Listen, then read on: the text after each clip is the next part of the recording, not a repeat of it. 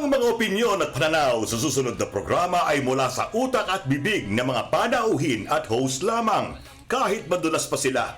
Hindi ito pananaw ng himpilan at pamunuan ng network dahil wapakel sila. Ang programang ito ay inihahatid sa inyo ng Badass Studios Incorporated at PRTV Prime Media. Mahaba ito ha. Ang dami nila eh. Ito ang programang laging una sa issue at balita.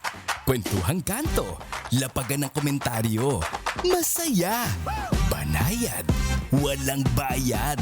Ito ang 4 Alas, kasama ang 4 na news kupero. Michael Fahatin, Alan Herman, Professor Guido David, at Secretary Ronald Llamas. Sila ang 4 Alas. Kumakasa, rumaratsyada, bumibira. 4 Alas. Tuwing Sabado ng hapon, dito lamang sa PRTV Prime Media at DZMM Radyo Patrol sa East 30. Hoy! Ako naman talaga. Parang matamlay kayo may araw ito, ha? Mag-jumping jack nga tayo dito. Yeah. Ayun, jumping jack tayo. Oh, yeah. Ay, nako, talaga naman. Oh, alive na alive. Alive na alive. Oh, buhay. Oh, alam na wala kayo makasakit, ha? Oh. Buhat nga kayo ng bigas? Oh, nga, buhat ng bigas. May bigas ba dyan? Michael Bahatin po, ang inyong Ace of Hearts. Siyempre, samahan niyo na naman kami sa 1.5 oras ng pangabuluhang kalakayan. Napakarami nangyari sa ating bansa itong mga nakaraang linggo. Alan? Mga mabibigat na pangyayari ito, no? Marami tayong pag-uusapan ngayon at yung ating crew dito, palagi ko magja-jumping jacks tuloy-tuloy, patuloy sa room 304. Yeah, Ako si Alan Herman, ang iyong Ace of Diamonds. Excited na excited makipagkwentuhan sa inyo ngayong araw. Nako, maraming nangyayari nga amidst the still high fuel prices, pero sana patapos na yung gera sa Middle East. May ceasefire na yan. Pero alam natin mananatiling mataas yung presyo ng fuel for some time. So, ano lang, Kapit lang. Kapit lang mga kababayan. Ace of Clubs, Professor Guido David. Ayan. Pag sinabi ni Doc Guido na kapit lang talaga. Huwag kayong bibitaw. Huwag kayong bibitaw. Walang kakala. Ronald po, Ace of Spades. Yan. Papahinga ko na lang muna yung aking spade, yung aking pala. Pala. Dahil maraming nampapala ngayon. Di ba? Papanoorin ko na lang muna sila. Pwede ba yun? Pwede na. Ipahinga ko na. Pero baka magkasakit yung mga nanonood sa'yo. Sabihin. Parang napapansin ko yung mga kasama mo ngayon sa harap mo, Seka. Oo nga, hindi ko na muna sila papalahin. Mababait ngayon yung mga senador ko. Yeah. Pero Sek, may tanong lang ako. Itong bag dito, parang meron siyang kahawig. Oo nga. Inumpisahan na po. Dok, kaya mong i-sustain yan. Hindi, sabi ko na, parang may resemblance. May kahawig. Meron din siyang anak. May anak. Parang mukhang kwan eh. Mukhang may imagination. Hawig na hawig din. Merong premonition. Premonition. Season type pala. Imagination. Correct. Sinimulan nyo na rin lang. Simulan na natin ang joke time, siyempre. Okay sa akin yan. Sino ba meron una? Pwede ba hindi? Sige, ako na. Ay, go na. Ako na. Sige, hindi naman ako nang papala ngayon eh. Di ba? Ang joke na lang ako. Di ba? Ilalantad na raw ang katauhan nina Mary Grace Piatos, Fernando Tempura, Carlos Miguel Oishi, Raymond Nova, at si Chippy McDonald. Kompleto, Kapag naging presidente si Inday Sara. Ay, naging presidente pa siya. Bakit kailangan magantay? Bakit kailangan Hindi nyo magantay? alam? Hindi. Talaga? Hindi. Bakit? Pag naging presidente kasi siya, siya na ang Ano? Commander-in-Chief. Nasa yung ating chips. Commander-in-Chief. Doon po sa binanggit niyong pangalan, Your Honor, yung Irene, lahat po yun ay walang record ng birth, marriage, or death, except po doon sa isa, yung kay Irene Tan, which is a common name po ito. Yun, wala daw sa PSA. Itong mga personalidad na ito. Hindi kasama sa snack goods yung si Ma'am Irene, ha? Baka alien. Alien. Biglang naglanding na lang. Pero napansin ko yung kasamang congressman dun sa ating... Sino ba yun? Sino ba yun? Sino ba yun? Sino ba yun? Sino nga ba yun? Sino nga ba yun? Talas ng tingin eh. Tingin na tingin siya. Pero ka ba? Pero galit na galit daw si former spokesperson Harry Roque. Galit na naman. Okay, Sec John Vic. Bakit? Dahil arrestin siya.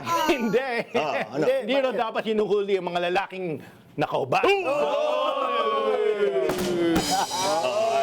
May shot ba tayo? Kasi It was my fault that I did not give clearer instructions on how to do the Safer Cities Initiative. Nagkulang po ako ron. Ang gusto ko lang po, ang tanging hangarin ko ay patahimikin yung mga kalye. Yo, kaya pala siya balot na balot parate dahil galit siya sa mga nakakubad. Nakagano Sa init pa Pero naman bakit ngayon eh. nag-react si Harry Roque? bakit nga ba? Hindi, gusto Di nga ba niya. alam eh? Bakit nga ba? Sec? Gusto nga Hindi, niya. ikaw nagsabi. Gusto nga niya kasi yung ano eh. Anyway, moving on very quickly. Bakit walang gustong tumabi kay Paolo Marcoleta sa classroom kahit yung mga gusto mangopya? Bakit? Bakit? Kasi siya lang daw natatanging estudyante na may dalang kodigo pero hindi pa rin pumasa sa exam. Last strike. May kilala ka ba ganun? Marcoleta. Madam Chair, I move to strike out from the record the remarks of Representative Marcoleta There is a pertaining to the motion to credibility strike of the out from witness. the record pertaining to the statements pertaining to the credibility of the witness. Is there any second? Same has been seconded. Any objection? Hearing none, the motion is approved. Please strike out from the record all statements of the Honorable Marcoleta pertaining to the credibility of resource person Ramil Madriaga. Hanggang sunod na Sabi nga ni Paolo Marcoleta, kung i-strike nyo, wala na matitira wala sa na sinabi ko. matitira. Teka. Premonition. Pero napansin niyo, nag-scroll ba kayo sa social media? Oo naman, oo. Napansin niyo yung mga pro-DDS pages, parang nakalimutan na si PRRD, si dating Pangulong PRRD. Kay Sara na sila nakatutok ngayon. Bakit? Eh syempre, lumang kwento na yung yung karton. Painting na ngayon.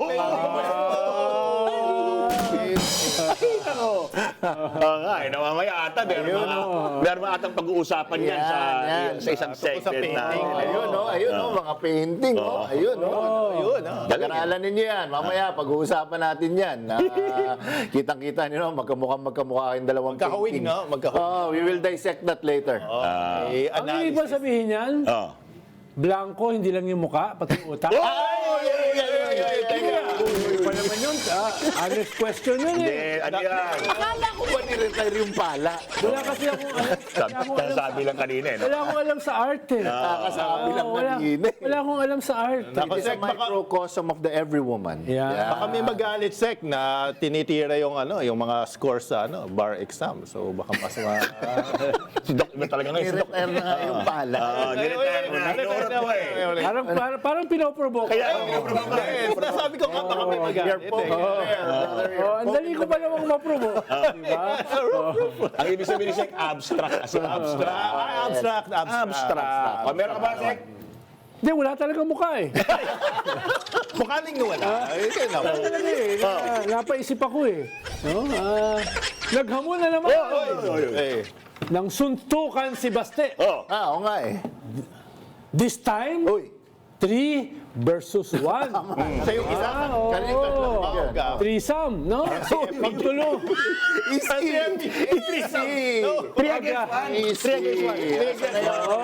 Award natin. Asan na yung citation galing sa PRCC? Magtulong pa raw si Madriaga, si BBM, na nag-jumping jack, at si General Torre, na sa abroad ngayon. Sino sumagot? Eh di si John Vic. Si John Vic ang sumagot. Ang sabi ni John Vic? Wag na daw paniwalaan ang hamon ni Baste. Dahil? Dahil Supot daw sa kasi. Teka, pwede ba sabihin nga? Hindi joke ito, no joke, no joke. Oo. Sinabi talaga yan ni John Vic. Dito marami talaga. Baka mabanatan tayo. Nagko-quote lang tayo. Messenger lang. Correct. Kaya itong mga jokes natin, nilalagyan natin ng konteksto para kayo nanonood na rin ng news na madaling iyain. Parang fact sheet yan. Fact sheet. This guy. Pero pati si Madriaga sumagot din. Oh, sumagot. Sabi, ano sabi? Go daw, basta palabasin lang sa kulungan. At may isa pang kondisyon. Anong kondisyon? Ano? Sa The Hague sila magsasapa. Uy, bakit sa Bakit? Bakit? Kasi si Digong naman daw nagsabi na bading si Baste. Ay,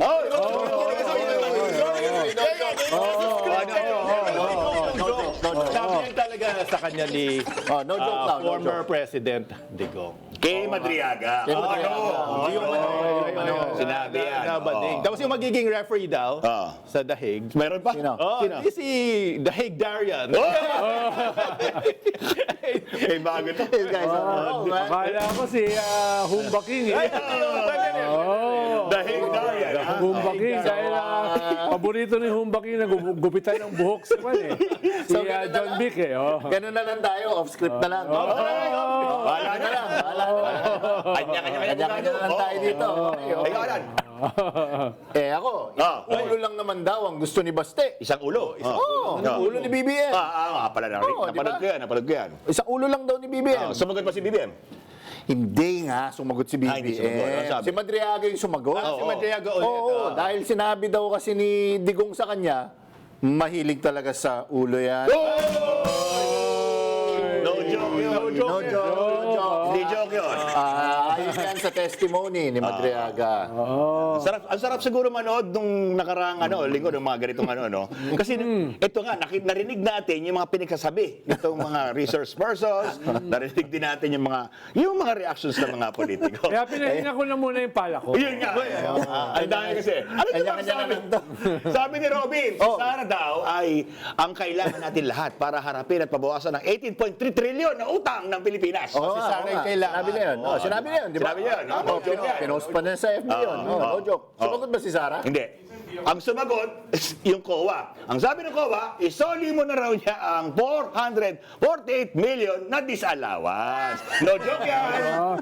Hindi 73 ha? Hindi 73. Sa confidential funds lang Hindi yun. 375. The petition for review treated as appeal of Ms. Sara Z. Duterte, Vice President, Ms. Gina Acosta, Special Dispersing Officer, and Ms.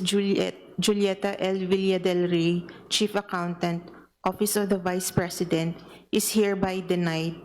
Accordingly, Commission on Audit, Intelligence and Confidential Funds, Audit Office, Notice of Disallowance Number 2024-002-100 for 2022, dated August 8, 2024, on the confidential expenses of the OVP for the period from December 21 to 31, 2022, in the amount of 73,287,000 is affirmed.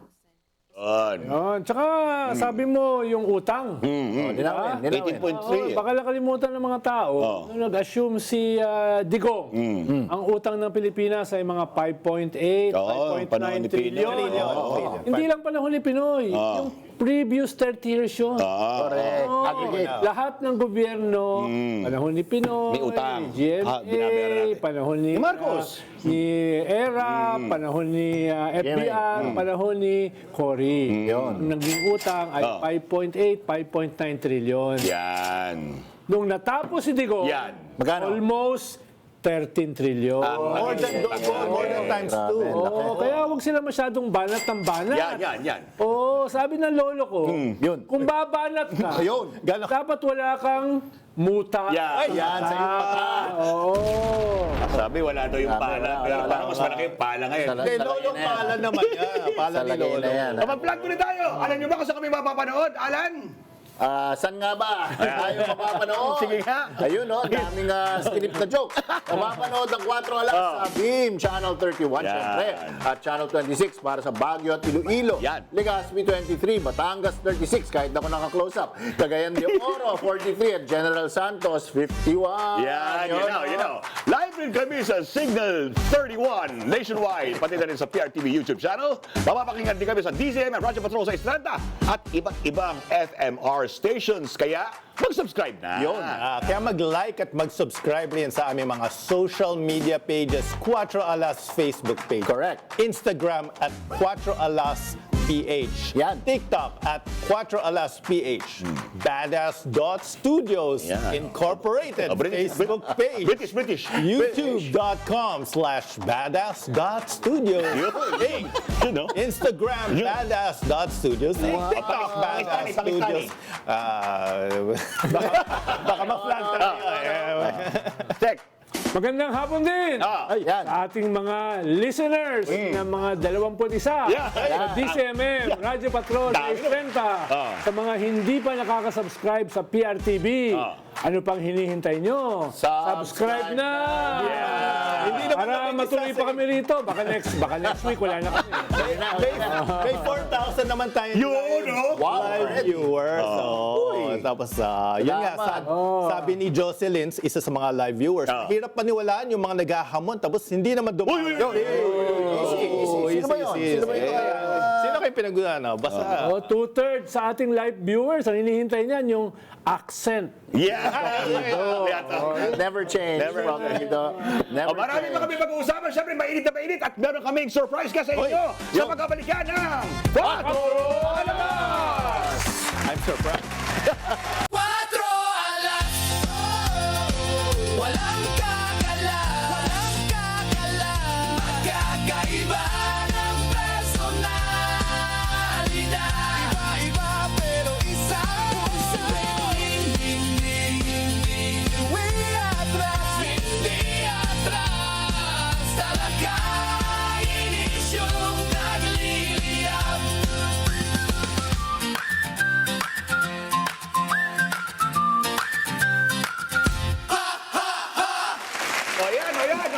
Nagbabalik ang 4 oras. Siyempre, ang tanga ko namin sa inyo, nung nanood kayo ng hearing nung nakaraang mga araw, ano ba doon ang na-pick up nyo? Ano ba doon ang malinaw sa inyo at ano doon ang malabo? Siyempre, meron tayong special guest ngayon. Sek, ikaw nga mag-intro sa kanya. Sir, we're privileged na guest. No? English Katulad ko, na medyo may halo sa ulo. Hindi katulad nung isa rito na Jesuit trained na Arneo. Pero mas malala pa sa Prodigal Son. Mas malala pa sa Parable of the Prodigal Son. Lagi niyang gusto, pinaglelechon siya. At least I got the ring and a good coat, baby. Yung ating bisita, kahit paminsan-minsan nagdedebate kami, at least ay may utak. Na hindi ganun karami sa Kongreso. It is a rare thing. Sana hindi siya maging extinct. At ang pangalan niya ay ipinangalan sa isang santo. Tadeus. Santo ng Los Coses. Ibig sabihin, pag kayo ay gipit na gipit, magdadasal kayo. Parang ngayon sa krisis ng ating bansa. Wala naman ako naisip ay Wala. Hindi ko na hahabaan ng introduksyon. Walang iba kundi si Kong Asidre. Jude! po sa lahat. Magandang hapon po sa such an honor for me to be here. Honor talaga. Kong, baka magbago isip mo after 1 minute. It is a horror to be here. So, Kong, anyway, nasabi na ni Sek, St. Jude today. Yung santo yun. Yung santo, di ba?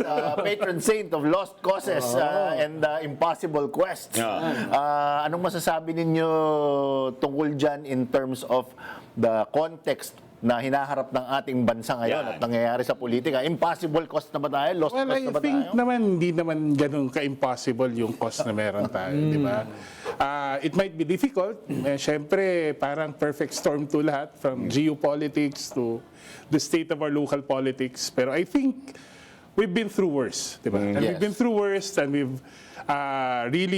were able to get over it. Ang importante lang talaga, may klarong plano, may klarong direksyon. Yun. Saan tayo papunta.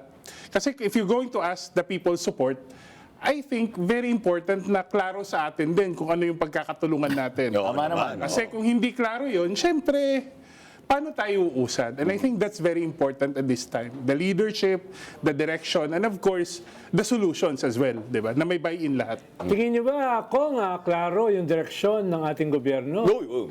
Lalo na ng Malacanang. Kaya itanong lang. Wait to put our guest on the spot. I think, nakikita naman natin yung general guideline, general direction.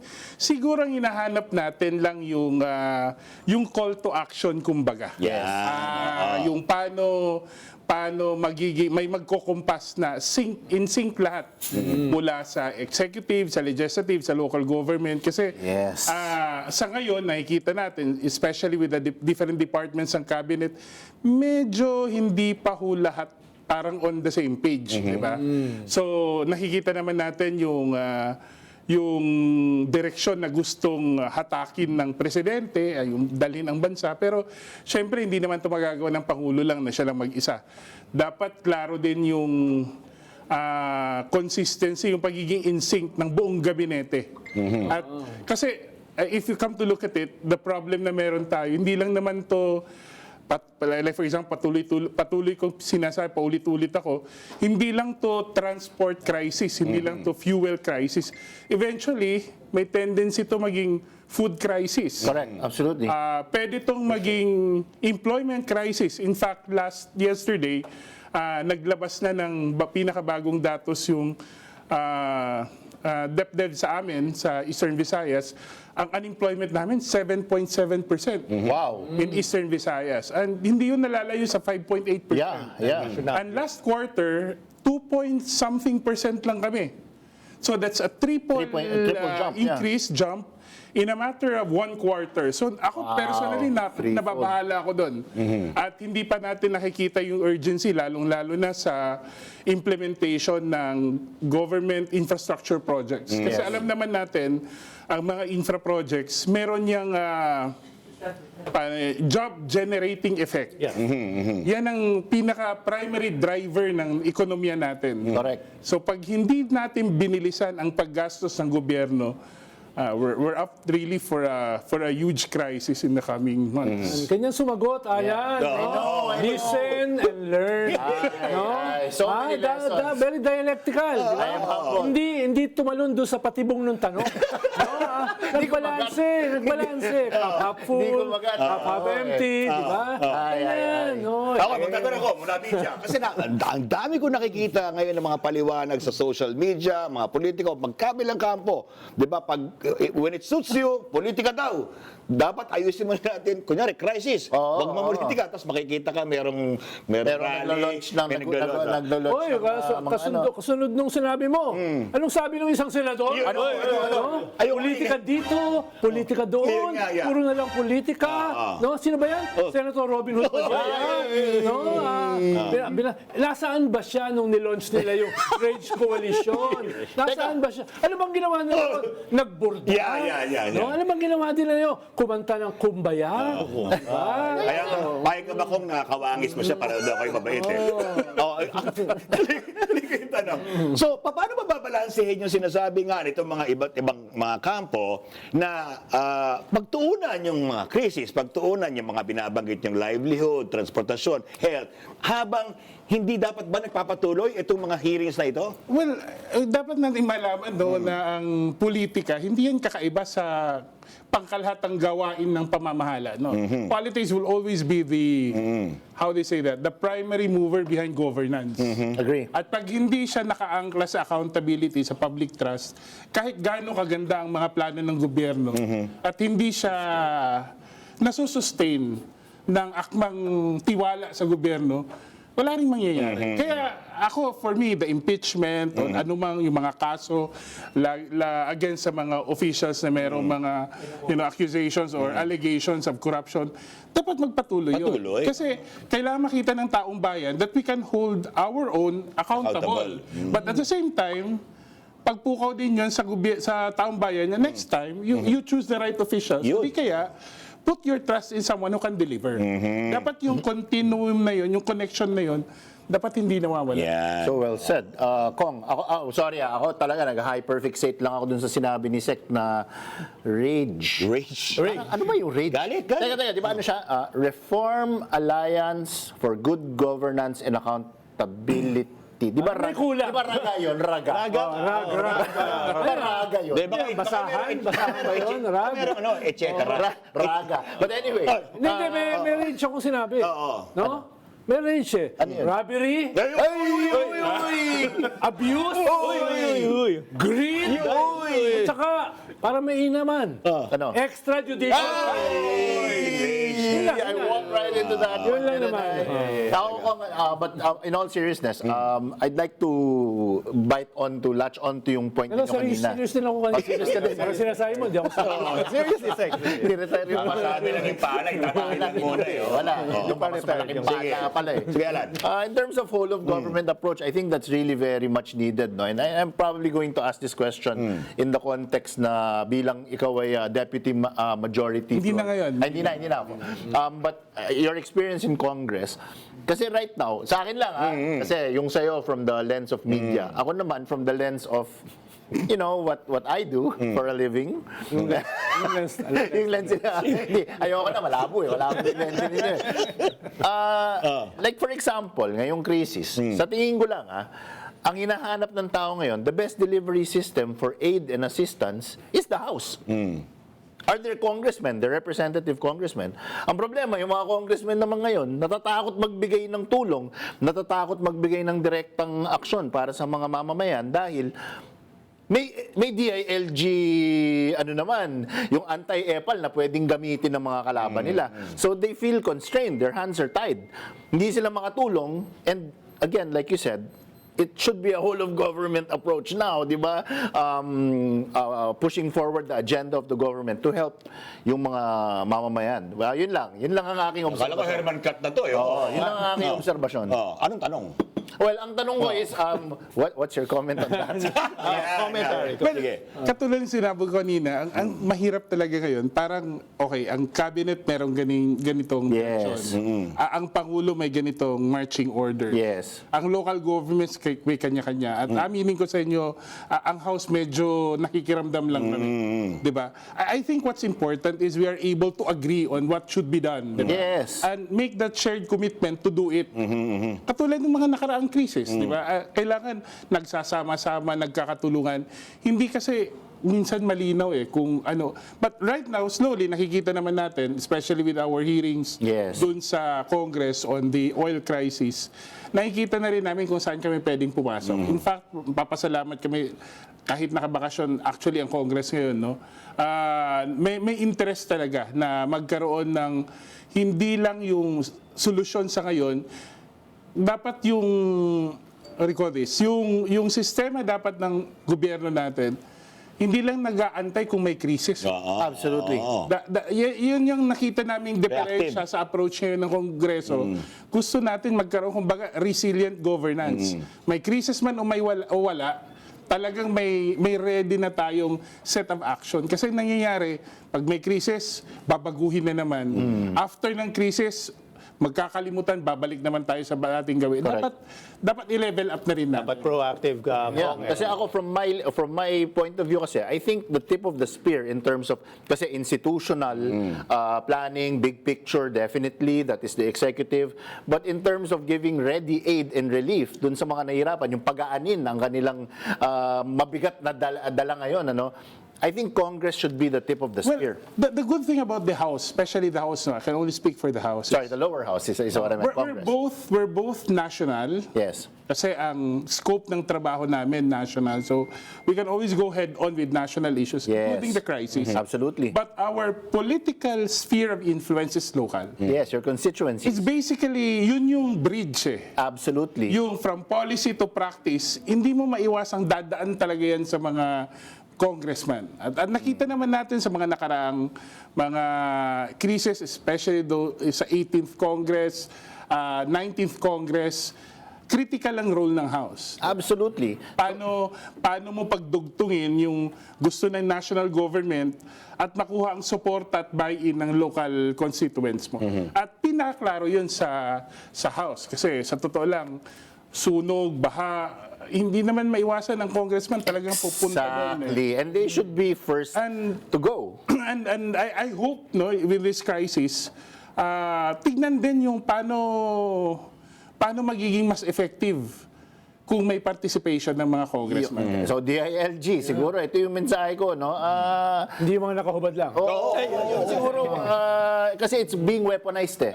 Yung mga political rivals ng sitting congressmen, ginagamit yon na kapag lumabas yung congressman to do the ready aid and help, nako, wine-weaponize yung mga panukala ng DILG laban sa anti-EPAL, di ba? But we're in crisis now. The tip of the spear is your local congressman. Kaya po tinawag na representative yan. So, yun lang. That's Pero pinag-uusapan natin dito mga macro, micro alternatives, mga short-term, medium-term solutions dito sa crisis na sabi nga ni Kong ay hindi naman lang dahil dito sa present geopolitical incident natin. na nangyari dito sa Middle East at sa Strait of Hormuz.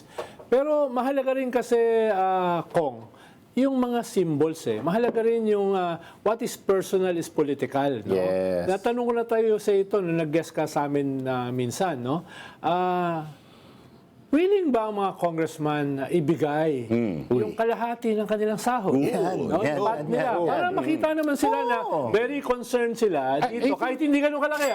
Kahit hindi ganun kalaki. Hindi lang siguro alam ng taong bayan, no? Pag may bagyo, sa totoo lang, pag may bagyo, pag may anong sakuna, especially during the time of Speaker Martin, at even now, sa panahon ni Speaker Boji, talaga meron niyang ambagan ang mga congressman. Depende, like for example, kasi alam naman natin may mga gastos, lalo na yung congressman, apektado yung distrito mo. Alam naman natin na merong mga gastos na hindi pwedeng i-charge sa like mobilization. Pwede yung relief goods siguro, pwede yung direct aid, pero yung cost nun, minsan yung operations nun, di ba?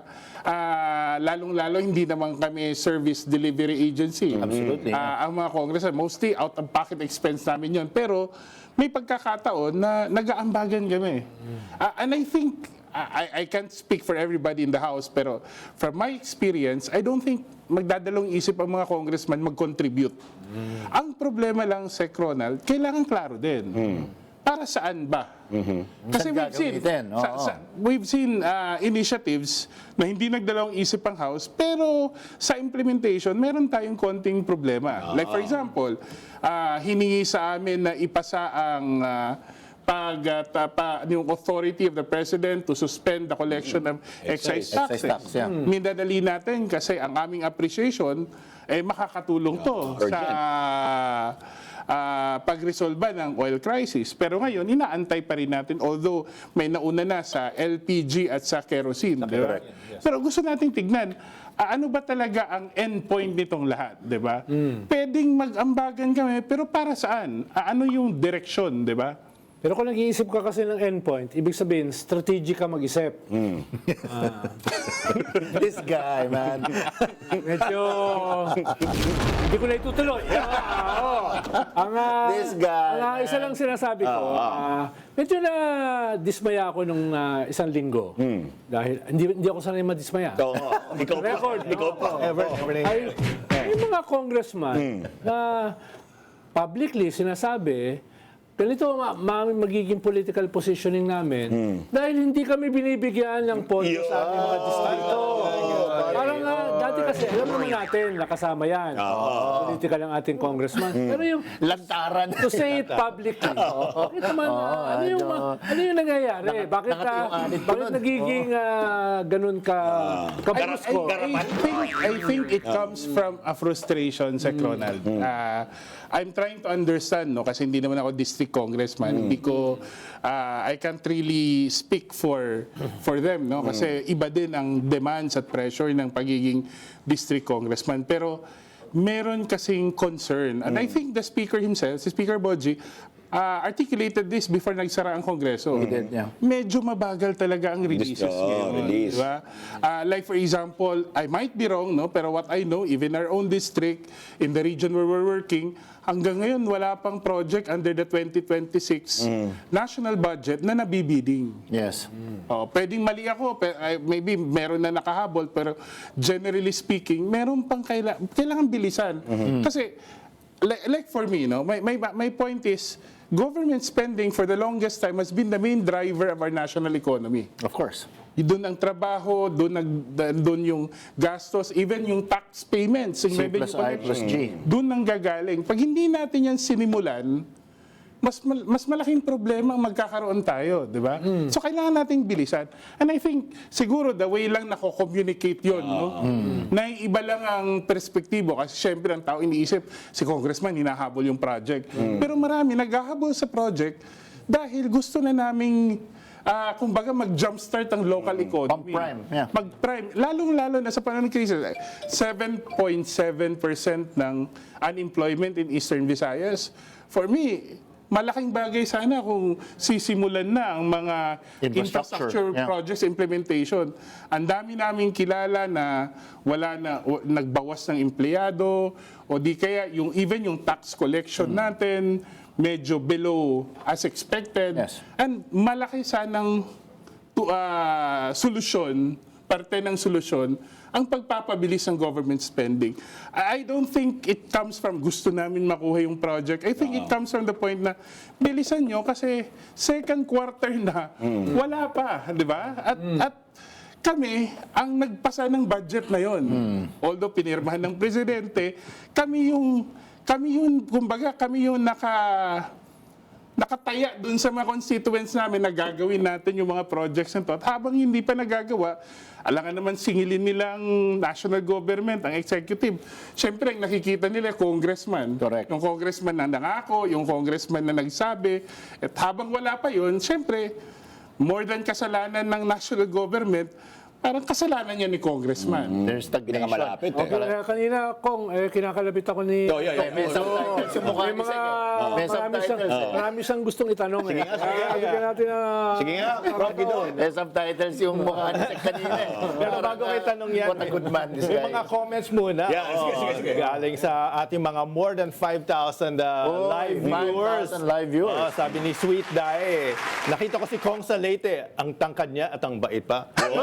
Behilo. Sabi ni Nona Damian, ang pogi pala ni Rep.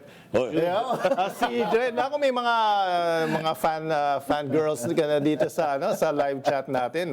Kong. Pero Para kang PR,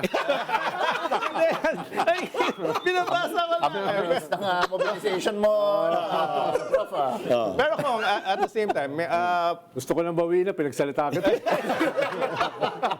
yung regarding sa impeachment, meron bang sense na may mga ibang congressmen, kunyari, sa House, na parang nag-aalangan sila dahil, of course, the threat is, or hindi naman the threat, parang The rage is real. The perception is that this will be, yung kinakausap niya will be the president in 2028, parang ganon. Maybe. Could be. Prof. Guido with a tough question. Galing Well, first, hindi mo maalis yun. Kasi una, almost a third ng Congress, wala naman doon nung ginawa namin yung impeachment last year. So, that alone would tilt the conversation differently. So, pwede natin sabihin yung one-third doon, hindi masyadong pamilyar, kasi wala sila nung Quadcom hearings, wala sila nung good government hearings. And I think that's an important factor. Lalong-lalo na kung baguhan Di ba? Siyempre, makikiramdam yan. At makikita natin. But for me, I don't see it as a problem.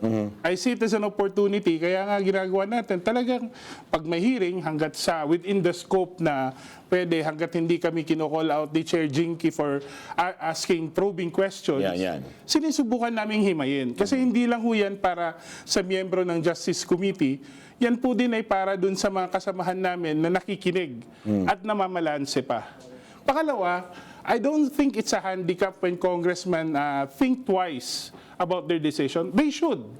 Kasi, kwanto you're talking about a high government official who has a very huge mandate, and that alone puts her in a good position for the next election.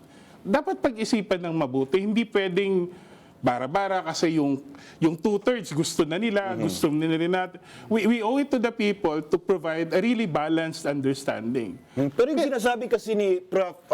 Kong, nanggaling kasi mismo to kay Kong Toby. Di ba? May mga pahayag siya na sinasabi Alam na niyo, si kapag Kong narano to, takot kay lahat. Parang gano'n. Si Kong Toby kasi, iba lang talaga siya mag-isip. Sige. Iba lang talaga. I mean, I don't know if he has been part of any discussions about the impeachment. I'm sure there are many among congressmen na may hesitation. Sabihin na lang natin, the political reality. But I don't think umaabot dun sa punto na dapat ba o hindi. And for me, that is the more important question. Correct. Pwedeng merong takot, merong pangamba. Normal yun, kasi politika to. Survival, Pero dapat ang tanong na hindi dapat iniiwasan, mas mahalaga. dapat bang ma-impeach ang vice presidente o hindi? May nagawa ba? Should we hold her accountable for something? And I think doon dapat mas maging babaw yun kaysa sa politika. Kung merong mga kasamahan kami sa Kongreso who try to evade that question, dapat pansinin na natin. Yun. Diba? Bait talaga ni Kong Asir. Tinitignan niya yung both sides. Saan ba hugot nito mga to, no? Analytical. Kahit yung mga iba dyan, talagang hinayupak ka. Yung iba dyan, talagang mga balahura. Tapos yung press con daw, di ba, Sek? Yung press con, it's to help our constituents. In fairness talaga Yes, we need to pump prime the economy. Kaya ayoko maging congressista. Pero siyempre, kailangan pag-usapan natin ang impeachment, di ba? Pero, huwag kayong kakalas dahil magbabalik ang Pago Alas!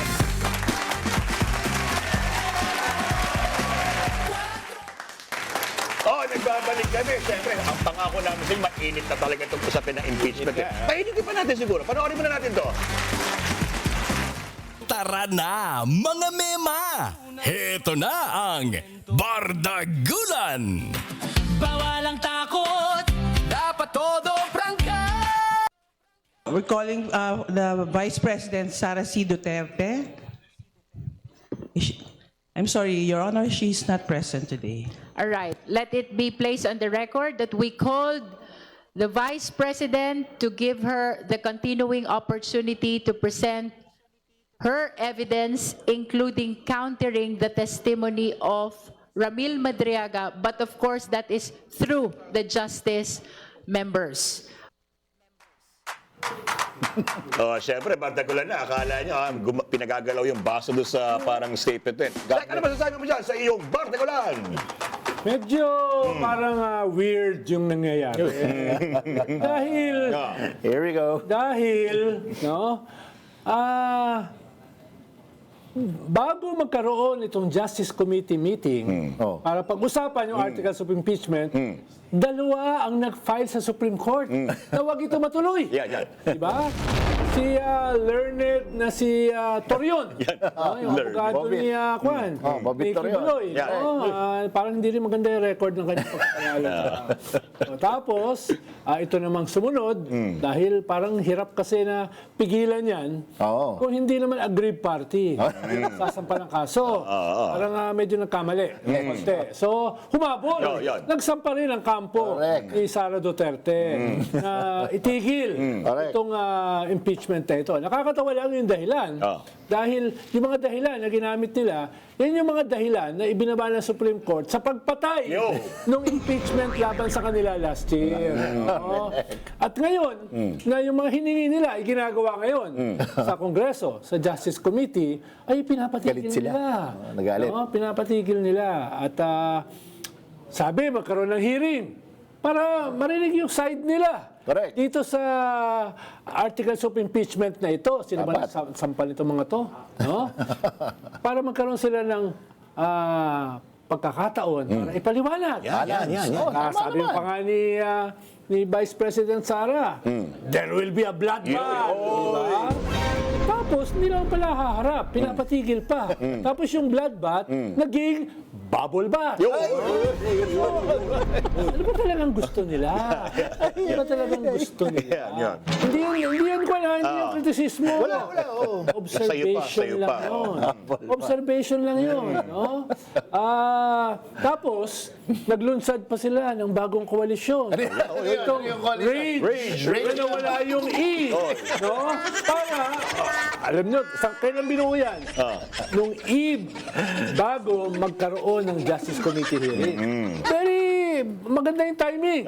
No? Panakot yan eh. Panakot yan doon sa mga kongresista. Galit kami. No? Kung kakampihan nyo yung mga gusto mag-impeach, harapin yung aming galit. Kaya rage eh. Without the E. Without the E. No? Yun yung nangyari. Hindi ko alam kung may natakot. Hindi ko alam kung may natakot. So far naman, parang wala naman. No?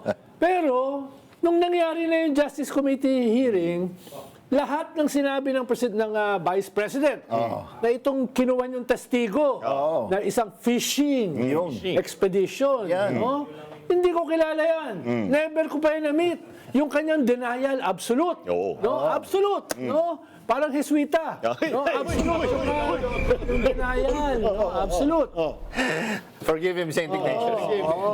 Pero, nung nagtestigo si Madriaga, ang dami resibo.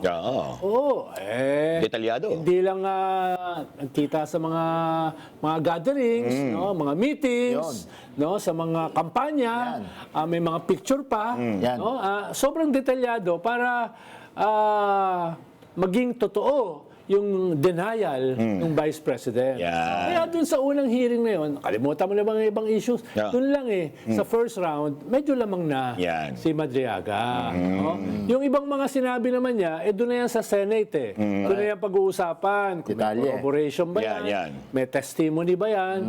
Pero yung una pa lang, yung absolute denial, yari na si Vice President. No? Dahil mukhang nagkita naman sila.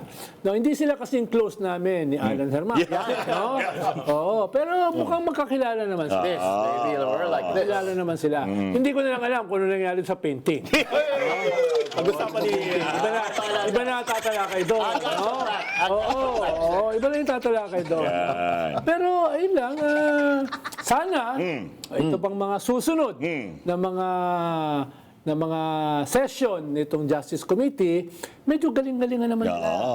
Galing-galingan naman nila. No? Kumuha sila ng PR na katulad ni Alan. Dami mo na-claim. Para hindi naman sila pinupulot sa kangkong. Nagtatanggal pa ng kangkong eh.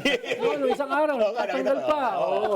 Tapos ito kasi basta eh. Hindi ako sabi nun never ko sinabing supot siya. Si John B. ka lang sabi nun hindi ko sinabing bakla siya. Si Kwan yun si Madriaga yun linawin natin. Doon na muna.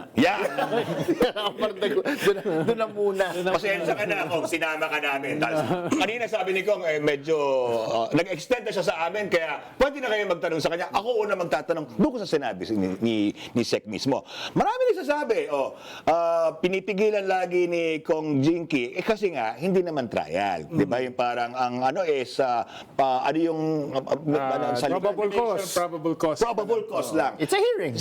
Ikaw ba, Kong, Kung paano papaliwanag sa taong bayan na ito nga, hindi dapat ito yung parang bubusisiin mo na kagad lahat ng mga sinabi niya. Pero hinahanap kasi ng taong bayan. Ang kabilang ako sasabihin naman, hindi kami binigyan ng pagkakataon. Di ba si Paolo Marcoleta, hindi binigyan ng pagkakataon na magtanong. Anong take mo dyan? Well, basically yung proseso na meron tayo ngayon sa Justice Committee is, at tulad niya na yung sinasabi nung aking mga kasamahan, no, it's a determination of probable cause. Kumbaga, tinitingnan natin kung may basehan ba talaga na mag-proceed ang impeachment complaint dun sa Senado for the trial.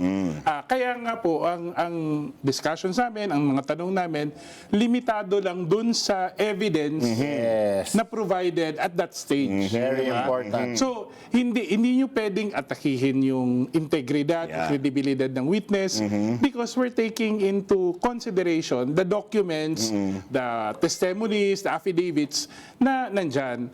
Siguro ko ang difference lang nito is many of these evidences have already been discussed in previous hearing. Kaya ang level ng awareness ng taong bayan medyo naghahanap sila ng bago, di ba? Naghahanap ng bago. Pero wag nating kakalimutan na yung naunang impeachment hindi naman yung pinag-usapan eh. Sabi nila, wala naman bago doon eh. Walang bago. Paano magkakaroon ng bago? hindi naman kami hinarap ng Vice Presidente. Hindi natuloy. Diba? Hindi pa naman nagkaroon lang, nakalusot lang sila sa procedure. Kaya ngayon, inaayos natin yung procedure. At hanggat hindi pa nasasagot at hindi pa nagkakaroon ng trial, the House is perfectly in place. It's in the position to pursue, diba? To pursue based on the evidences presented.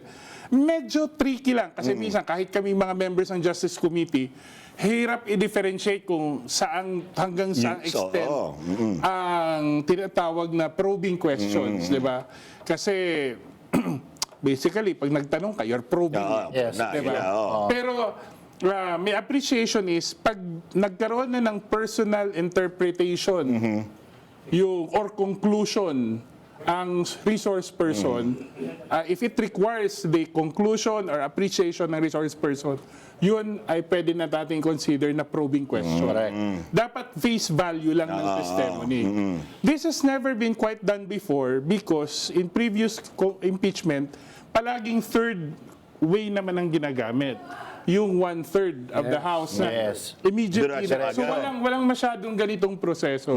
So ngayon lang, especially now, dati naman meron siguro mga attempts before, pero wala namang ganong social media coverage. Dahil po ito doon sa Supreme Court ruling na yung sa unang Then again, tama si Sec. Ronald, dahil to sa Supreme Court ruling na kailangan may due process. Kaya kung pansin nyo, every time kami nag-move to a resource person, kahit wala doon ng Vice Presidente, pinapatawag siya. Just to put on record that they've been given the opportunity to respond. At yung Supreme Court ruling na yon ay dahil sa petition ng Vice President. Correct. Na para humiling ng due process. Correct. Wala bang due process? Ito yung pinaka-due process na nakikita natin na parang... I think kung i-compare sa mga ibang nakaraang mga procedure, no, similar proceedings, ito na siguro yung by the book talaga. Even the way we call it, like parang ang merong hearing proper, we're very precise. Kung ano ang language ng rules, yun din ang sinusunod natin. Nakalagay pa nga sa petition na para itiaro ito, ay may nagbanggit daw na ito ay mini trial. Sino kaya yun? Sino kaya yung nagbanggit na yun? Yung ba ay congressman? Yung ba ay kasama sa Justice Committee? Yung ba't nakasama sa petition? Yung heckler Nakapahamak talaga. Pati nga yung mga painting nakikita na natin ngayon, di ba pinagdidiskusyonan? Pero parang yung painting hindi nga yun yung pinaka-issue Pero naging-issue. Yan Ano ba? ating pag-usapan sa Herman Cut! Ay, ako na pala. Walang putol, walang budol. Alan Herman sa Herman Cut. Herman Cut. So mga Alaskadora, siguro napansin nyo naman sa social media feeds ninyo na napakaingay ngayon ng tinatawag na background painting saga sa social media. Parang ito na raw yung smoking gun ng sambayanan. Why? First, let's get it out of the way. Ito na, conclusively, mukhang nagkamali naman talaga si Ramil Madriaga sa isang detalye habang siya ay nagte-testify sa Justice Committee ng Kongreso. Take note nagkamali, not necessarily nagsinungaling. Magkaiba yun.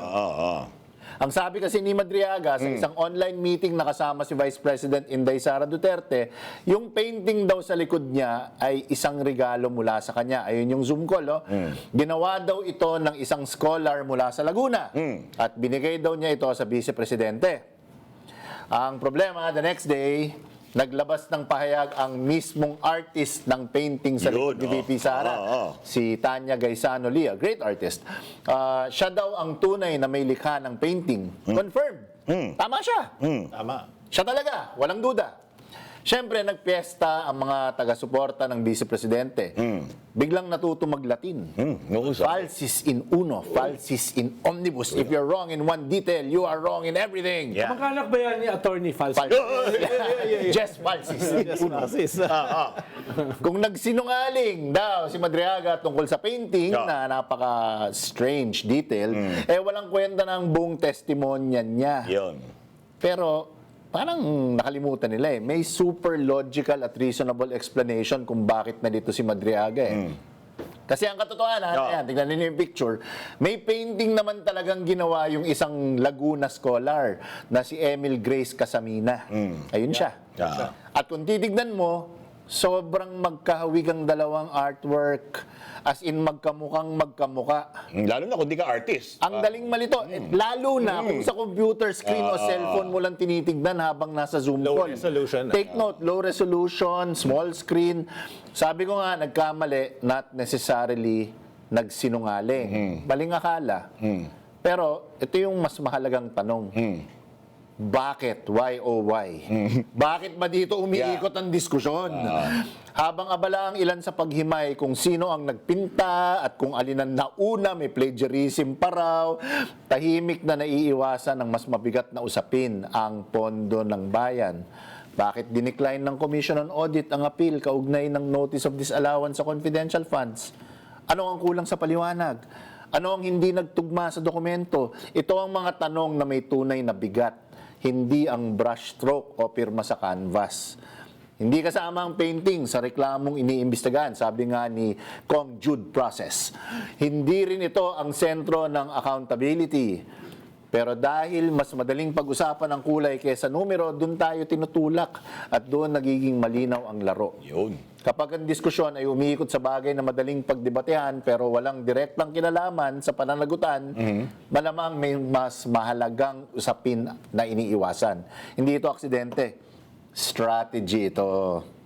Sa huli, simple lang ang dapat tandaan. Ang isang painting, pwedeng kopyahin o ipaliwanag sa iba't ibang paraan. Pero ang pondo ng bayan, lalo na kung ito ay confidential, iisang pamantayan lamang yan. Malinaw na paggamit at maayos na pag-uulat. At yan ay hindi drawing lamang. Yun. Kung pupunta ako sa sinabi mo, di ba, hindi yun ang mga issue Kung ano ba yung pinakamahalagang issue talaga na dapat pagtuunan, pag-impeachment ang pinag-usapan? Kung ako tatanungin, no, kasi siyempre, iba-iba din kami ng pananaw bilang may member ng Justice Committee. Ako babalikan ko talaga bakit tayo napunta sa impeachment. Nagkaroon tayo ng investigation sa Good Government noong 19th Congress. In fact, ako nagtanong kay Ginang Gina Acosta. Nung binigay yung pera, nakuha yung pera sa Land Bank, kanino mo ibinigay? Sabi niya, in fact, I was ready for her not to deny it. Pero she answered immediately, sabi niya, kay Colonel Lachica. Sa PSG nga pala, naalala ko, duffel bag, no? Bakit mo binigay kay Colonel Lachica? Meron bang kasulatan? Meron bang written authority? Sabi niya, wala po. At sino ang nagbigay? Ang sabi, si Vice President.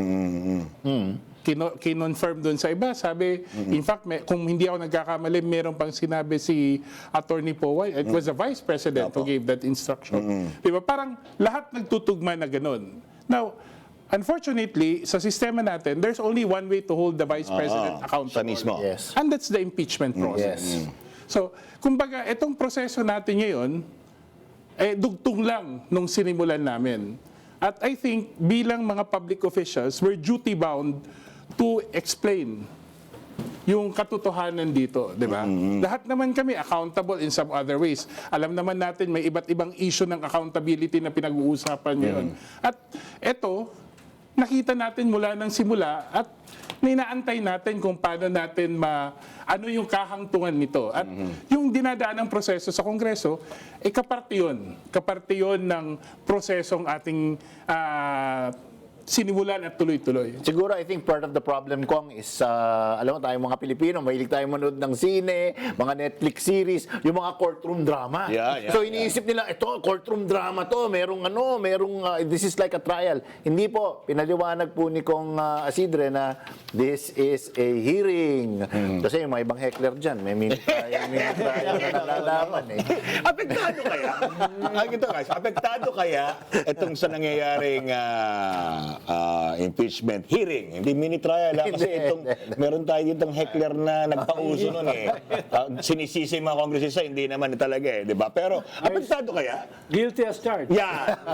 Pero malalaman natin yan sa The Survey Says ni Doc Guido David.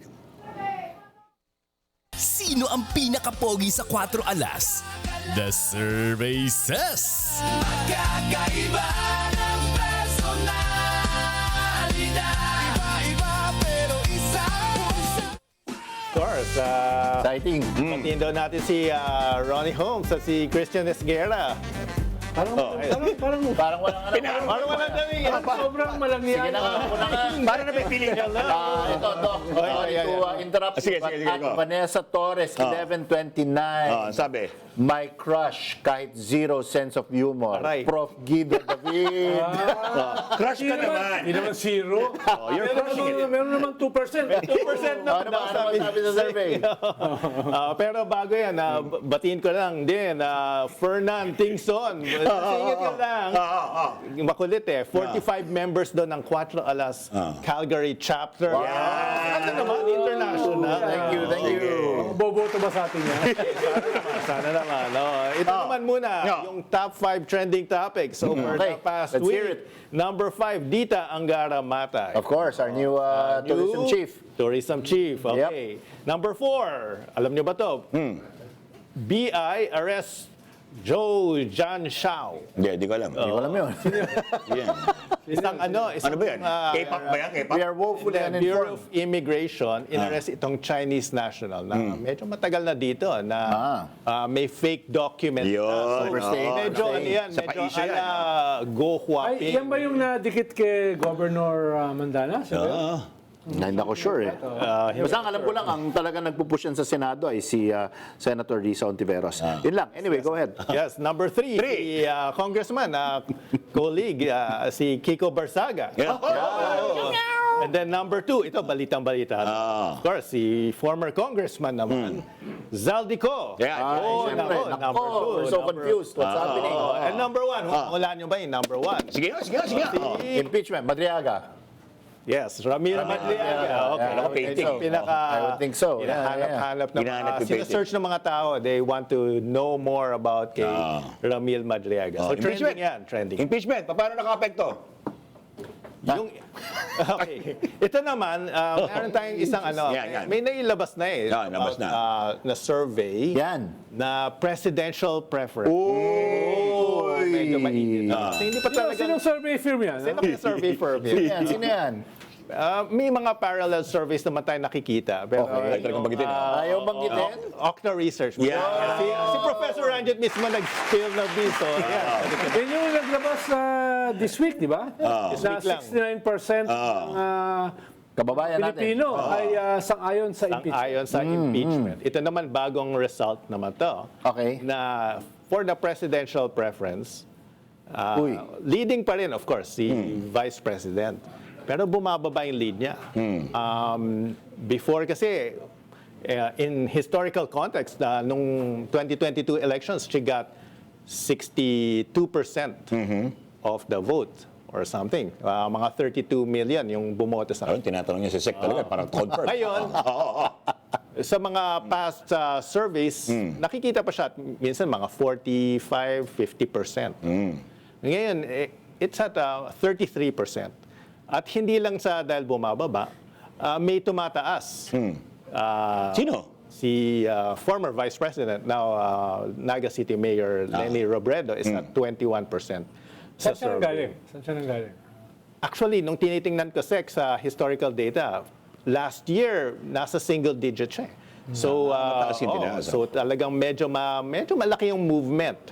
May mga nagtatanong, bakit ganyan? Now, to be fair, nung 2022 election, si Mayor Lenny. Yes, I'm listening intently. Okay. She got, ilang votes na ko niya? She got 15 million votes. So, about 27%. Yeah. Oo. So, ibig sabihin, ano yan? Pwedeng baseline yan. That is your trampoline. That's your base. If I'm doing ito, pakinggan nyo lang to. And sabihin nyo kung mali ako as a data scientist. Mali ka. So, si VP Sara got 32 million in 2022 and pero assuming natin baka ceiling yan kasi bumababa eh. Yes.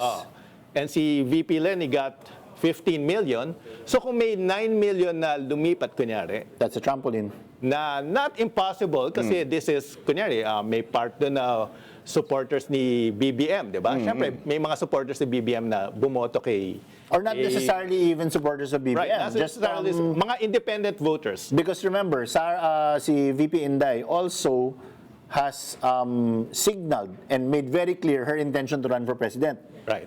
Diba? So, wala pang announcement yung ibang mga wala pang announcement. Siya may head Pero start na siya. tama ba na ang gagawin mong baseline, yung 4-year ago na election?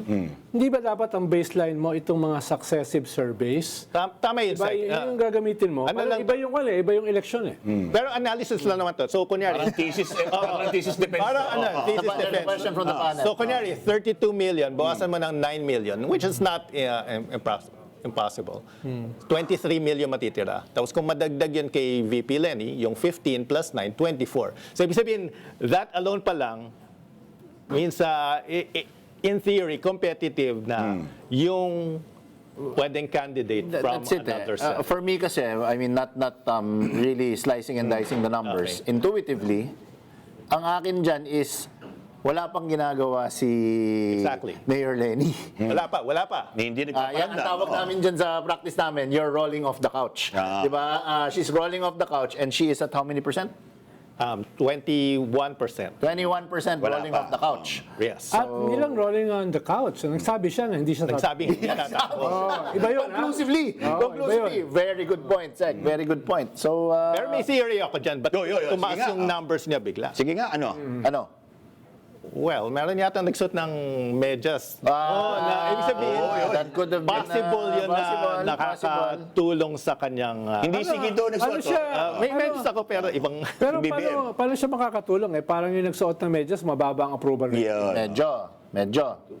Mababa yung approval Thesis rating. defense. Pero, again, additive ito. Kasi may base of support na yung former Vice President. And kung may support din ito, kahit mababa yung approval niya, pero kunyari from the North, kukuha tayo, Region 1, Region 2, CAR, NCR, those can add to the numbers of the Vice President. So, dikit siya, pero mataas pa rin si... Leading pa rin. We're not saying na lumalamang na or ano.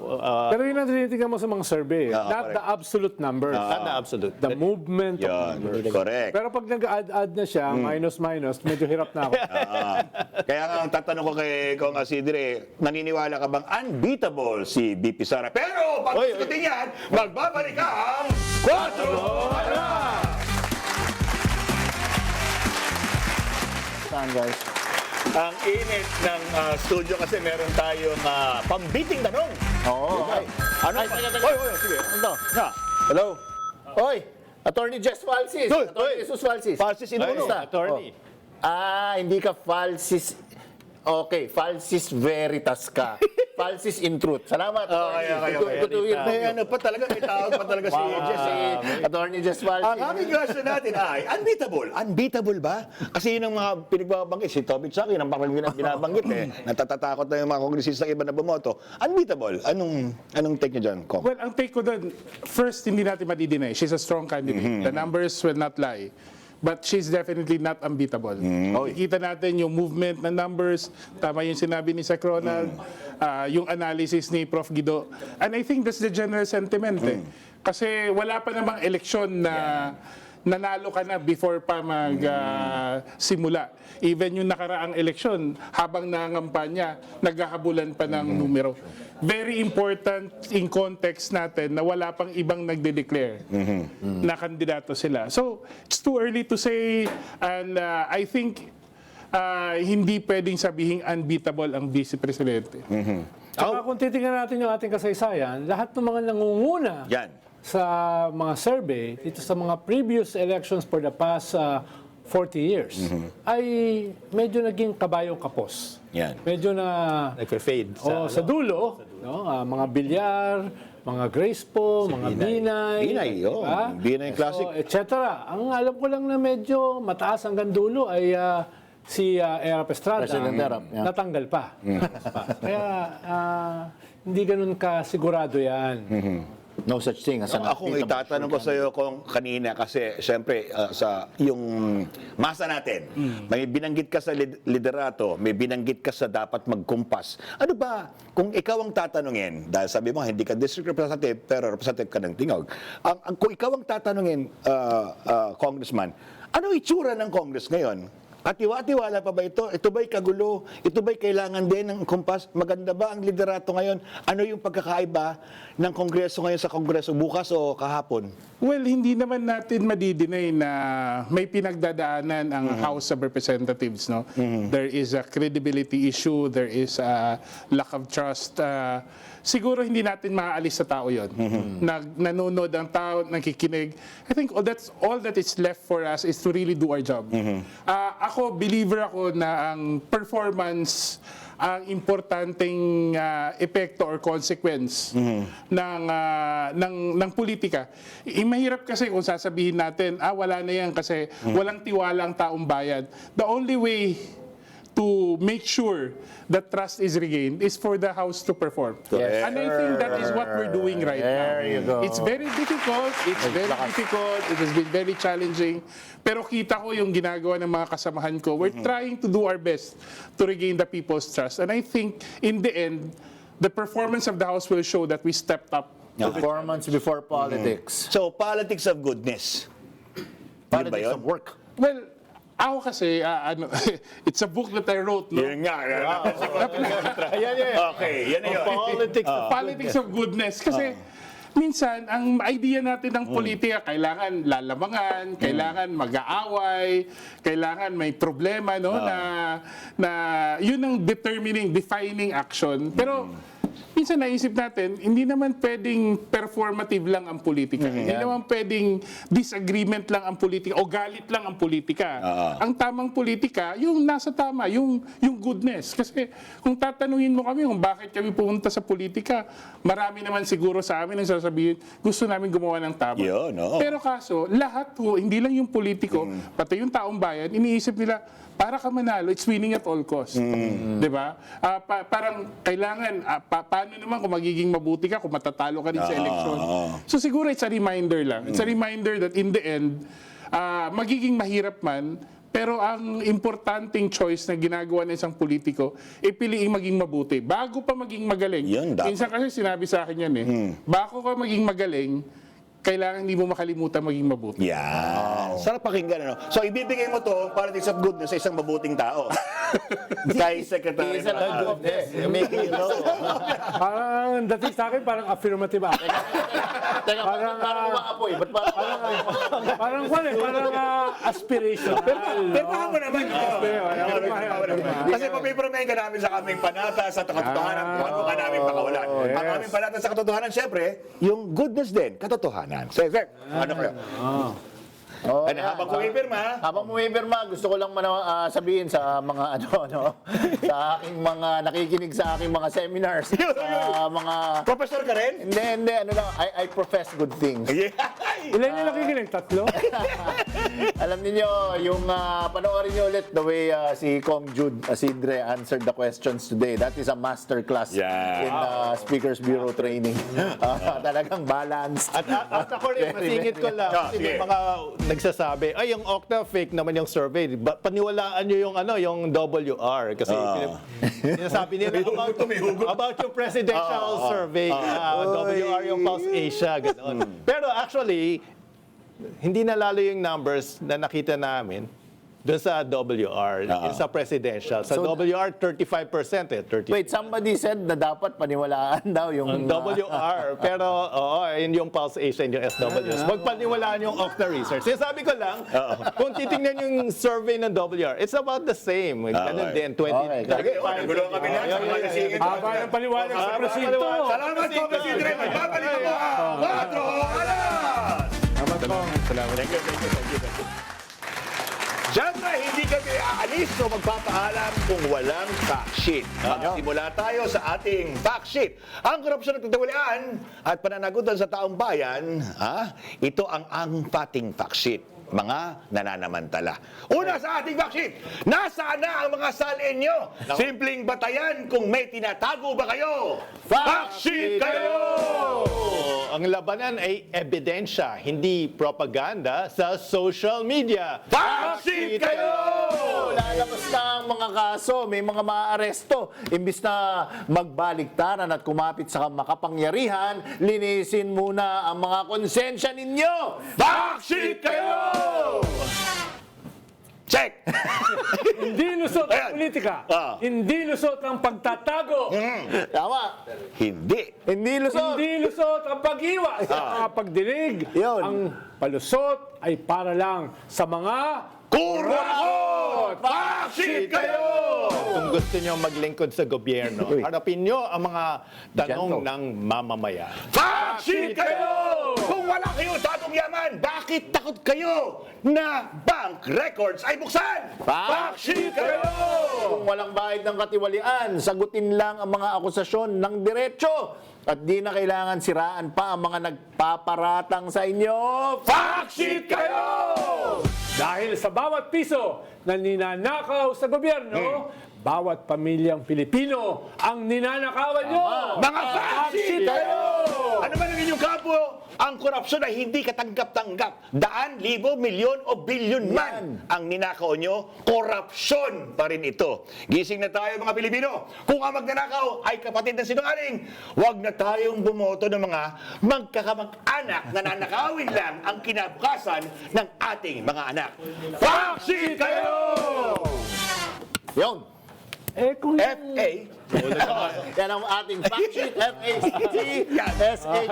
Yan. May award. Sana all may award. Yan.